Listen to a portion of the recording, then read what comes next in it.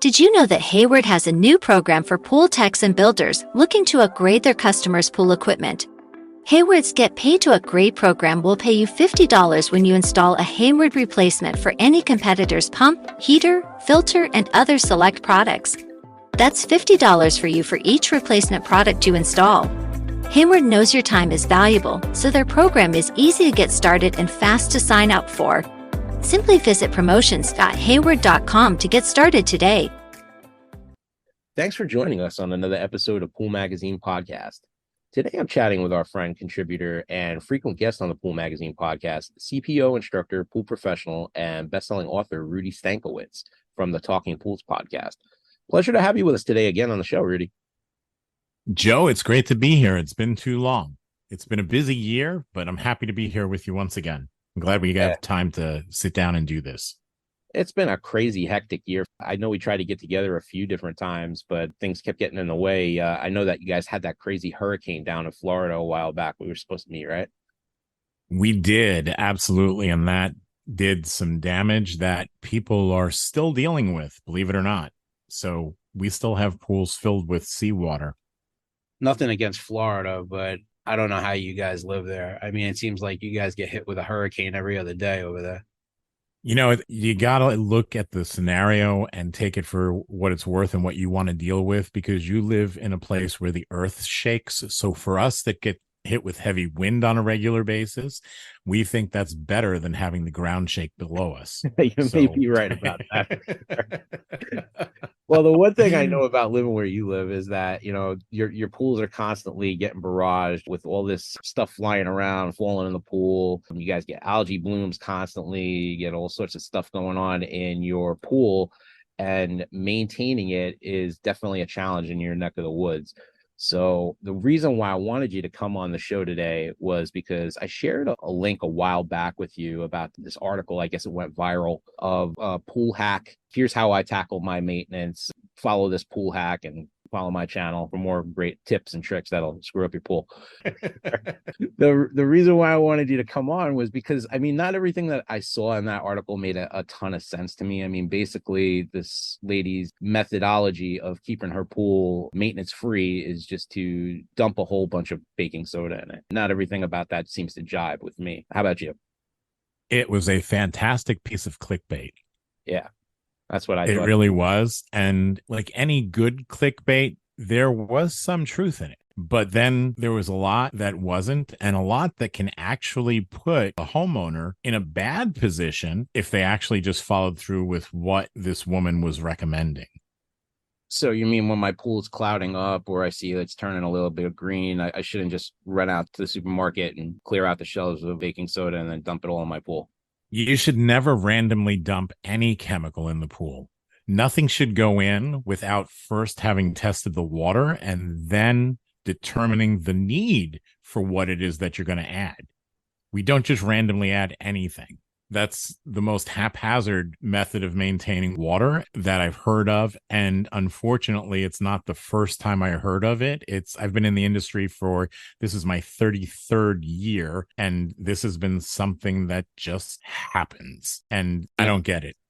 According to this article, I mean, this whole thing is about keeping the pH balanced in your pool. So, I mean, really, can you explain why the pH level in your water is so crucial from a maintenance standpoint and the overall swimming experience? There are several different areas why pH is so important. A couple of them, first and foremost, the fact that pH is the measurement of acidity or base. Really simplified. Realistically, what it is, it's the measurement of hydrogen ion activity, but measured in the converse, meaning the lower the pH, the more active the hydrogen ions in the water, the higher the pH, the less active the hydrogen ions. But we use this a lot in looking at the saturation index, determining whether or not the water is aggressive. This deals with the protection of the vessel itself, the pool itself. Water has to have a certain amount of calcium and carbonate saturated with calcium and carbonate, and the pH level determines, or is a big part of one of the values that determines how much calcium is the right amount, how much carbonate is the right amount, in order for us to not basically destroy the pool over time. Right. So that's a big factor. Another factor that we look at is the effectiveness of the chlorine in the water. Chlorine's effectiveness is pH dependent. The lower the pH, the more effective the chlorine is going to be. The greater level of hypochlorous acid as compared to hypochlorite ion that we have. That's what we're talking about there. So at a pH of 7.5, we're 50% effective, which means we have 50% hypochlorous acid, 50% hypochlorite ion being the less effective form. At 7.2 in comparison, we jump up to 66% effective. So it does play a role there as well. Right. Another thing that I look at is, from a water quality standpoint, is the pH that algae prefers to grow at. I'm a big proponent of setting up the water so it's less conducive to algae growth. And one of the ways you can do that is by maintaining a pH at 7.5 or less. And when I say or less, I don't mean below 7.2. I mean between 7.2 and 7.5. Although, if you live in Florida, they just changed those numbers for the acceptable range. Yeah. The acceptable range in Florida now is 7.0 to 7.8. And I think, Joe, to be honest with you, they were going to go with 6.8, but they didn't, because the current common means of measuring pH is using phenol red. And the range of phenol red is 6.8 to 8.4. And at 6.8, it's yellow, but the same color yellow for anything below that. So the only thing when it's yellow that you could safely say is that it's 6.8 or lower. So they didn't go with 6.8 because our current means of testing can't accurately test 6.8. We can't tell if it's lower than that. So we went with 7.0, similar to the same with cyanuric acid, which I know is a different conversation, but we could talk about that another time. So these are just a few of the reasons why pH is so important, but it has a lot to do with water quality, the protection of the vessel, the protection of the equipment, and ultimately the protection of the bather. Right. Well, in that video that went viral, she claims that she uses a cup of baking soda every day as a pH balancer. I know some people choose to use baking soda instead of the prepackaged alkalinity increasers, but she says the baking soda is amazing and that a cup every other day helps keep the pool tech away. What are your thoughts? She's going to get to a point where her total alkalinity is too high in trying to maintain her pH if she's constantly dumping baking soda in the water, which puts her in a position where she's then going to have to add acid to then lower the total alkalinity into an acceptable range, which then you can't add acid without lowering both. She's going to drop her pH as well. And now she's got this yo-yo effect thing going on. The video is short and sweet, and that's what folks on TikTok love. I mean, you don't want to think too much when you're watching a TikTok on pool maintenance. But let's listen to this great advice being dispensed on social media. For everyone asking what we use the baking soda for, we use 1 cup every other day as a natural pH balancer. You can either put it in your pool or in the skimmer. Works amazing. I read the article. Yeah, it doesn't look like she ever uses to raise your alkalinity, right? But she never uses muriatic acid, so we have no idea how high her total alkalinity is. Right, exactly. I mean, that's why it seems kind of like a ham and egg pool hack to me. It's creating a problem while trying to solve another, which if she's not testing the water, we don't know that she's ever actually solving that anyway. She's just randomly dumping a chemical in every other day, thinking that's the best way to go without testing the water, without checking to see how high the total alkalinity actually is getting, which then does play a role in the saturation index as well. It's just, you wouldn't take a medication every other day just because. It just doesn't make any sense. Yeah, it just seems like a DIY tip that could potentially damage somebody's pool. To me, it's more like an old wives' tale. I mean, remember back in the day, Robitussin was a big thing. No matter what you had wrong with you, they'd give you a spoonful of Robitussin. It was the same thing. Mm-hmm. You know, sometimes it is helpful. Sometimes it is the right answer, but a lot of times it's not. Right. You broke your leg. So here, have some Robitussin. Yeah, here, have some Robitussin. Yeah, have some Robitussin. Exactly. Oh, that sunburn? Here's have some Robitussin. So it's just, that's what she's doing here. It's just, it's careless. It's super careless. The other hack that she's got going on in a previous video, she cobbles together this copper pipe, and she's got some copper ionization hack going on over here. I took a look at that. It looks pretty ham and egg too.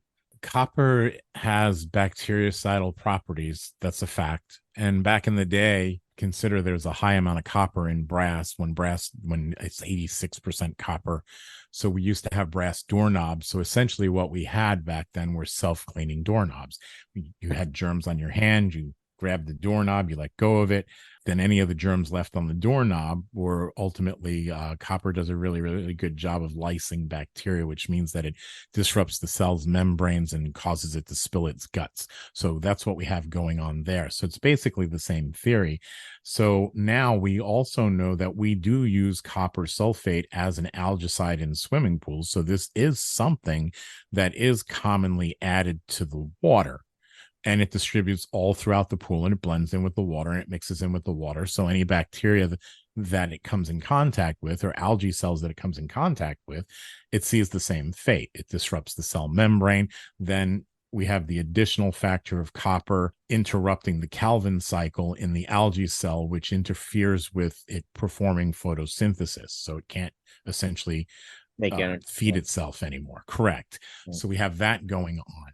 But this is a contact kill. So when we dump the copper sulfate in the powder form into the water and it circulates throughout the pool, essentially what we have is this thing known as hexaaqua copper, which is one copper ion with 6 water molecules attached to it, and it floats all around the pool, and that's how it exists in the water. What she's doing is taking a copper pipe, and correct me if I'm wrong, they're putting it inside of a plastic bottle and drilling holes in it. Yeah, is that what they're doing? Yeah. They're not just tossing the pipe in the... So this to me actually even makes it less probable that it could possibly work. But considering it's a contact kill, then any bacteria that would come in contact with the pipe itself then does see a possibility that it could also lyse and kill that bacteria or the algae cells, depending on the contact time. So that means with the water running past it, it's probably unlikely. When the water stops, when the pump stops running, that water that's in the skimmer, that 3 gallons of water that it holds, that comes in contact with the copper pipe, maybe. I can't say for sure, but I'll say maybe.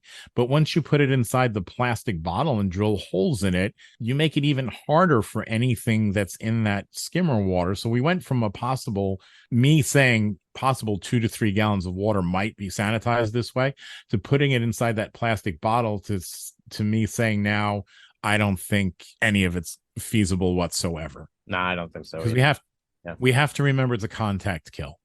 That's how this works. So whatever's in the water has to come in contact with it, and it has to be there long enough for this to do the job.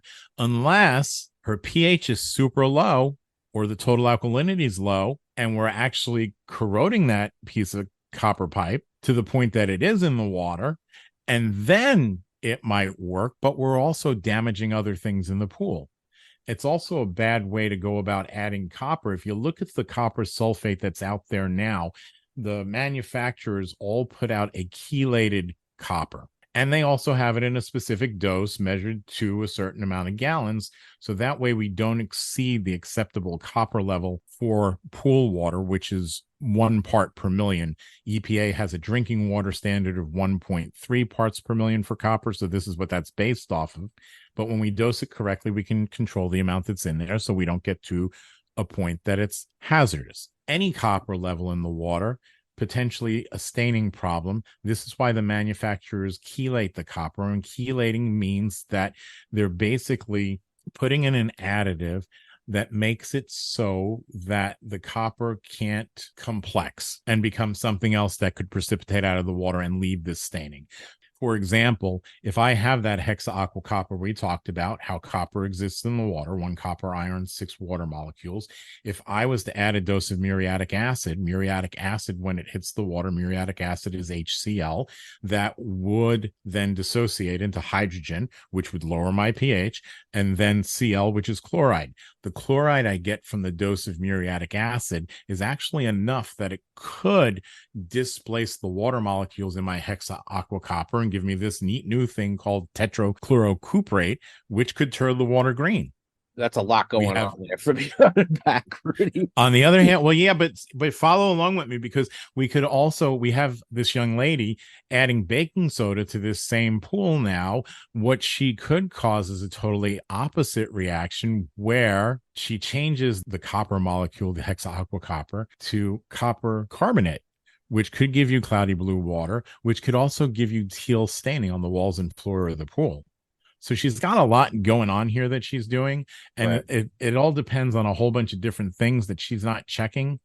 And then ultimately, the haphazard addition of the chemicals, she's just putting herself in a position where, in order to correct this, we're going to have add acid, which is going to drop everything again. And the truth of the matter is there's a better chemical that we can use to increase the pH, which is soda ash, which is more cost effective because it doesn't take as much soda ash to raise the pH. Soda ash, which is calcium carbonate, will also raise the total alkalinity a good amount.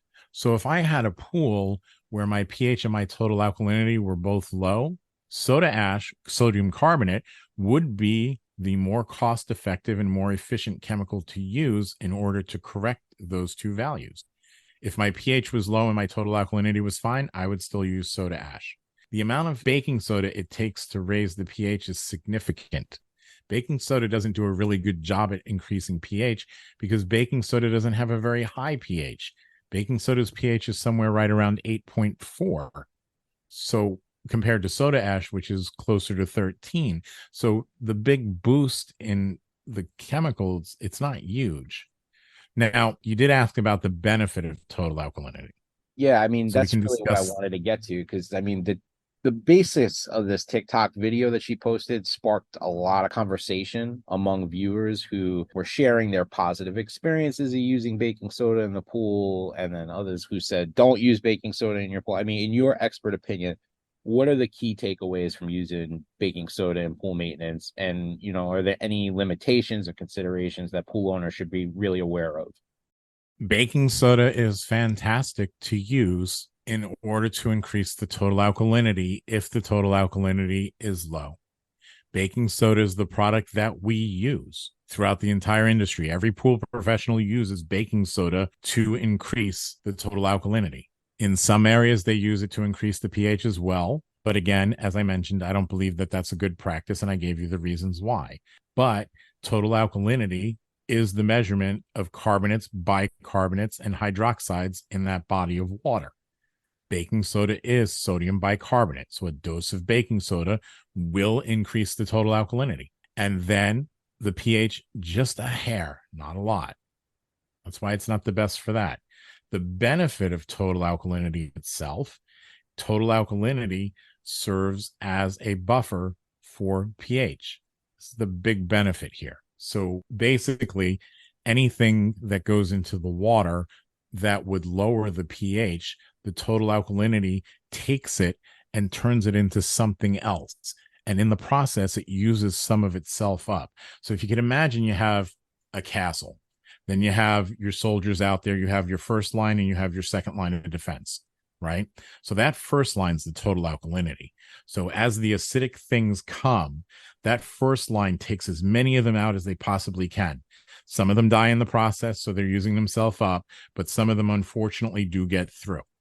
The ones that get through are going to lower the pH, but they've deadened the impact by taking a lot of them out at that first line.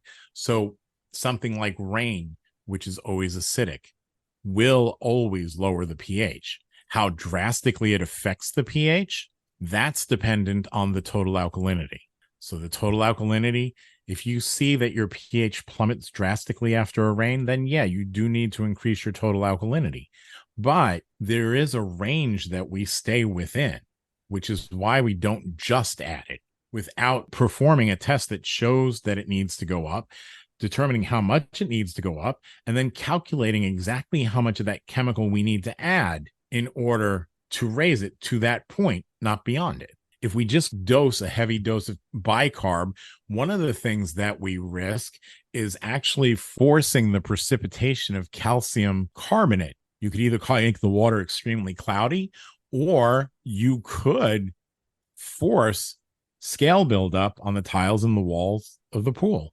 That's what I was thinking of, is like, you start using this method of baking soda every day, and then you start seeing all the scale build up, and then you could wonder why, right? Well, our friend Q House, the folks at On Balance. Yeah, I met him at one of these shows. Yeah. They do things like I do. We try to buck the system, find different ways to do things, find ways to do things for folks, especially in drought stricken areas. So if you can't replace the water, you can still solve problems in the pool. And one of the things that these folks came up with was a means of chemically lowering the calcium hardness level of a swimming pool.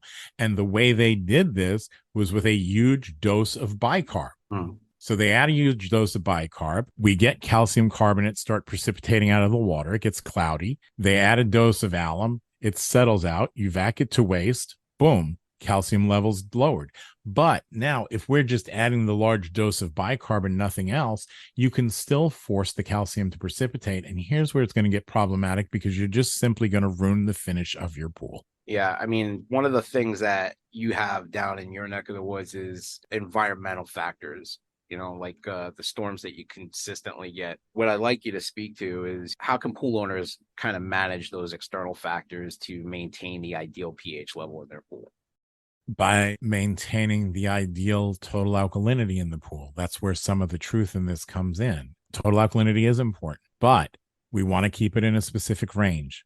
We don't want to get too high, because if that chemical is out of range, if that value is out of range, then itself will be problematic. So we always want to test. Sodium bicarbonate is actually the correct chemical to use, and sodium bicarbonate is baking soda. That's the chemical I would use to increase my total alkalinity. Another factor that we need to consider that a lot of people don't, Joe, especially on the homeowner end, is the effect of cyanuric acid on total alkalinity. I mentioned before that total alkalinity was the measurement of carbonates, bicarbonates, and hydroxides. That's in a pool that doesn't have cyanuric acid in it. If it has cyanuric acid in it, total alkalinity suddenly becomes the measurement of carbonates, bicarbonates, hydroxides, and cyanurics. So the test picks that up as total alkalinity. So we need to remove the contribution of cyanuric acid from that total alkalinity. The way we do that is you take the amount of cyanuric acid that you have, calculate what a third of that would be, whatever that number is. So if your cyanuric acid level is 90, I want to remove 30 parts per million from my total alkalinity, because it's not total alkalinity I want anymore when I'm using cyanuric acid. I want carbonate alkalinity, which is the total alkalinity minus this contribution of cyanuric acid. And when I do that, now I have a better number to work with. That's the correct number to work with. Let's look at cyanuric acid as interference. Maybe that's the better way to look at it. And we want to remove that interference. And we don't have special drops to add to the water to do that. So we need to do a little bit of math. And the way we do this is by subtracting 1/3 of that cyanuric acid level reading. So here's where somebody could get into trouble. Let's say that cyanuric acid level's up at 150 parts per million, and my total alkalinity is at 80. Now I'm going to subtract 1/3 of that. I see that my carbonate alkalinity is actually 30, right? 80 minus 50 gives me 30. So my total alkalinity is much, much lower than I thought it was. This gives me a corrosive water situation once I input that corrected number into my saturation index calculation. And what we see is a lot of folks don't do this. I don't know if you remember, years ago, I went to something at one of the trade shows, the international trade show in New Orleans, when it was held there that year. I think it was 2019. It was the great cyanuric acid debate. And that was the big reason for me that we needed to take a look at where that number was, because a lot of people don't look at the contribution of cyanuric acid. So they're actually dealing with a much, much lower alkalinity than they think they are. So there's a whole bunch of stuff going on here, Joe. I mean, realistically, if she had a test kit and used every bottle in the test kit, and then had some basic chemistry knowledge, and then used the sodium bicarbonate every time that she needed to actually increase the total alkalinity, I would say that's great. So net here, don't use baking soda in your pool every day. Don't use anything in your pool every day. But in this instance, yeah, don't just dump baking soda in your pool for the hell of it. There's no rhyme or reason to it. A test kit exists for this. We have a range. There's a formula. We know the dosing ratio is 1.4 pounds in 10,000 gallons of water will give me a 10 part per million increase in my total alkalinity. So being that we have all this information, why would we just dump it in? Why not do the test, calculate exactly how much I need to add, and just put that in instead? That's the smart way to do it. What happens when you're dealing with a low alkalinity issue? I mean, it seems like that's why she's doing this. It's because, she knows that probably, day to day, her pool runs a little low on the alkaline level. So, I mean, what happens when that happens? Realistically, well, first, before we do that, realistically, the better solution would be to figure out what's driving down the total alkalinity. Something with her pool, something with her yard, something in that area specifically, and see if there's something we couldn't do about that.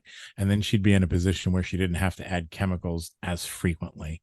If something's driving down our total alkalinity constantly, if this is actually an honest need for that much of this product on a regular basis, then the risks to the water, if she didn't increase it, would be damage to the pool. Plus, she'd go through something known as pH bounce. We mentioned before things that should only affect the pH a little bit now affect it drastically. So the slightest thing, the slightest change in weather, the slightest drizzle could cause her pH to plummet, or something, a little bit of something basic could cause it to skyrocket. And that's what they refer to when they say pH bounce. And then consider all the things we'd said about pH initially. She'd have no control over it.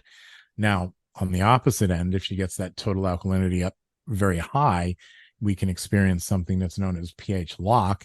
And that's just where it becomes very, very difficult to balance the pH, because we have so much buffering capacity, so much ability to prevent a downward drift, that it becomes really challenging for us to balance the pH without correcting the total alkalinity first. There's just a lot going on, and we do have a lot of things that can come through that can affect the pH. So the way that we counter that is we build up our buffers. We use total alkalinity as a buffer against the downward drift in pH. We establish a borate level in the water as a buffer against an upward drift in pH. Then we don't really lock it in place, but what we do is we make it so that it's a lot harder for the pH to increase, a lot harder for it to decrease. So it tends to stay in the area that we want it to stay in a lot longer. So total alkalinity does play a major role in this. Like I said, there's a lot of truth in that article, but then there's a lot of haphazard practice as well.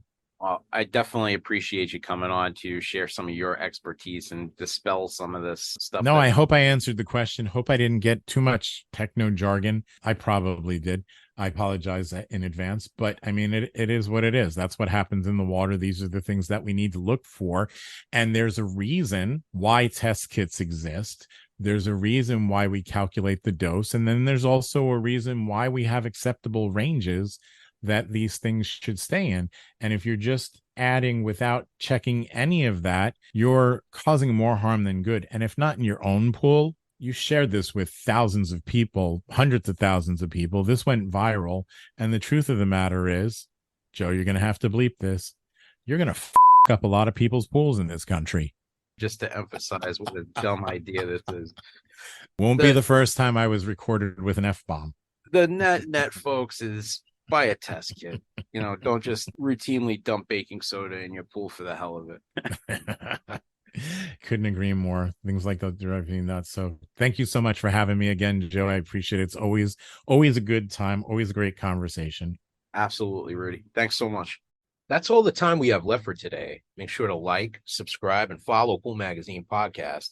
And while you're at it, another great podcast to follow is our guest, Rudy Sankowitz, on his show, the Talking Pools Podcast.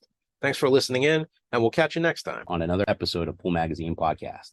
Did you know that Hayward has a new program for pool techs and builders looking to upgrade their customers' pool equipment? Hayward's Get Paid to Upgrade program will pay you $50 when you install a Hayward replacement for any competitor's pump, heater, filter, and other select products. That's $50 for you for each replacement product you install. Hayward knows your time is valuable, so their program is easy to get started and fast to sign up for. Simply visit promotions.hayward.com to get started today.